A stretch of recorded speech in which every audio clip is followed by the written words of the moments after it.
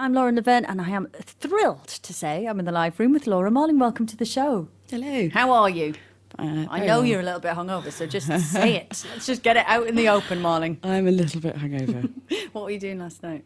It was my album launch last night. Okay, so you were playing and obviously toasting the new record's release. So it came out this week. It's called A Creature I Don't Know, your third album. How was it to make?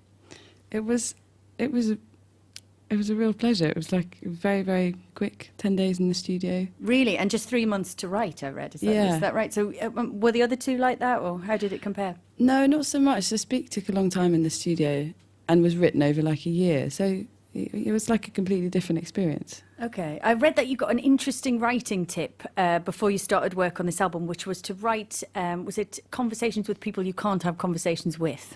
That's a really interesting thought. Who said that to you? A friend of mine who is a writer, and that like would do it with kind of authors that have died. Obviously, well, you'll never meet. Yeah. It's very interesting. And so that kind of ignited something for you, and you wrote the record very quickly. So how do you think your songwriting has changed over the years? Because obviously this is your third album, but presumably on the first one, there must have been songs written when you were really just a kid. Do you listen back now and think that your songwriting's really developed? I think I'm very much a different being than I was when I was 16. I can't say if my songwriting's developed. I mean, my guitar playing's got better. So my songwriting by proxy has got a bit better. So yeah.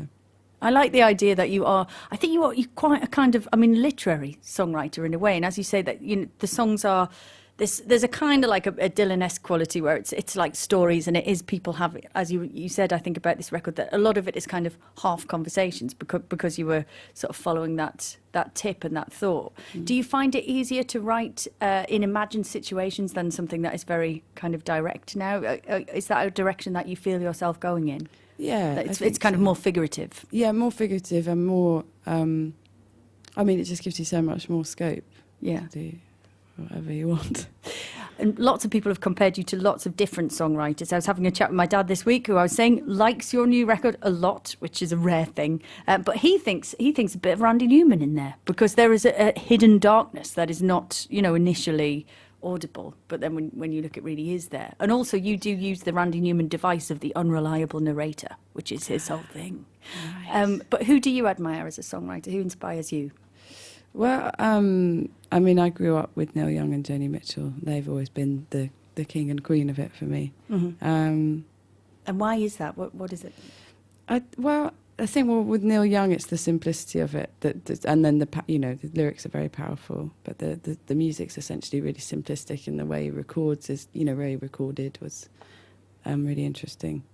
And then Joni Mitchell just resonates somewhere in my being that I can't explain, and obviously she's a phenomenal singer and lyricist, and I think of you as a writer first, as obviously as a musician as well, but I do think of you as, I was listening to the record and I kind of like listen to what you're saying almost first. Do you see yourself as like a musician first and foremost, or as a writer first? Because I know that the album title as well is a reference to a book. Yeah.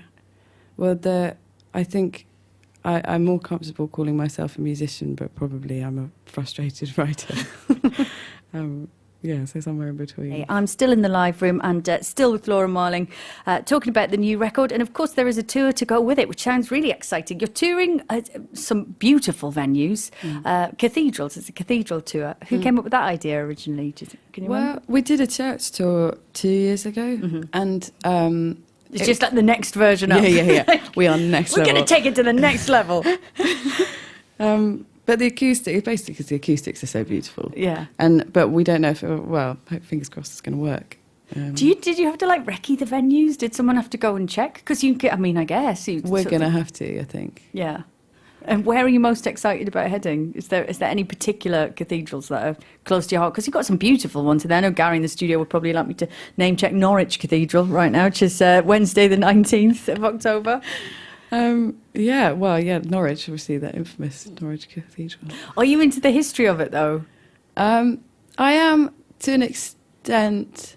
There was one church that we played in Birmingham a couple of years ago that was like the grounds of it were sort of overflowing because of when during the plague they buried so many people there. Wow. I like that kind of history. There's a lot of grisly history in most cathedrals, to be fair. But I reckon when you arrive, there's going to be like a little old guy or a lady who wants to give you a tour and give you the full history. You could actually come back from this tour an authority on British cathedrals. Well, there you go. Well, that's the goal. I mean, that's the dream. Clearly, that is the dream. I hope you can live it. No, well, that's going to be ace. But what is the goal? Speaking of goals, for you, what quantifies success? Because, you know, you've got 3 albums in now and like huge critical acclaim with each one, commercial success too. What is it that you are trying to get? Are you kind of looking for a kind of artistic achievement and or trying to better yourself or, you know, your own songwriting or whatever? What are you reaching for? I think now I'd like to, you know, get better. But with this album, I really didn't think it was going to be. I wasn't comparing it to the last one, which was quite interesting. Well, it's not that interesting. But No, it is interesting. But this time, now this album is done, I want to do something better. I want to do something different. I want to do something that's so, you know, because this album was done, you know, it's so funny the way it works. It was done in March. It was written in, you know, the end of last year. So it feels quite far away from me now. It's funny because I think I obviously sit here and interview a lot of people about their new records and it very much tends to be one or the other. Either people are so relieved to have the thing out and they just want to live with it for as long as possible and go out and tour and play those songs, or people, you know, as you just mentioned, are kind of keen to move on to the next thing. So you're one of that lot, are you? Yeah. Do you kind of keep writing always, or do you ever have breaks from songwriting, or are you always writing something? I think I'm always writing something, unless I'm just sort of having a mental block for a couple of weeks, which is frustrating. And I'm not fun to be around during that time. Oh, really? Is that the only thing that makes you grumpy? Yeah. Well, no, that's not the only thing. But it's a bad one. Yes. Right, okay, we'll try and avoid you at those points. And I read that, you know, we were talking off air a little bit about this record, beautiful, but there is a real darkness to it. And I read that you had said The Beast is one of the songs that was kind of had such a darkness that it even surprised you when you wrote it. I mean, where do you think that comes from? Is that a fascination with the macabre? You said the overflowing plague pits were your favourite bit of the last tour. Yes, maybe that's a part of my personality that needs kind of sating. But yeah, no, I'm surprised by the dark. Yeah, I am surprised. I'm still surprised by the darkness in it because it just makes it very clear to me that songwriting is one part of just one side of my personality. I'm actually quite sort of bright and breezy most of the time. Maybe that's where you put it all. Yeah, exactly. Maybe that's it's my saviour.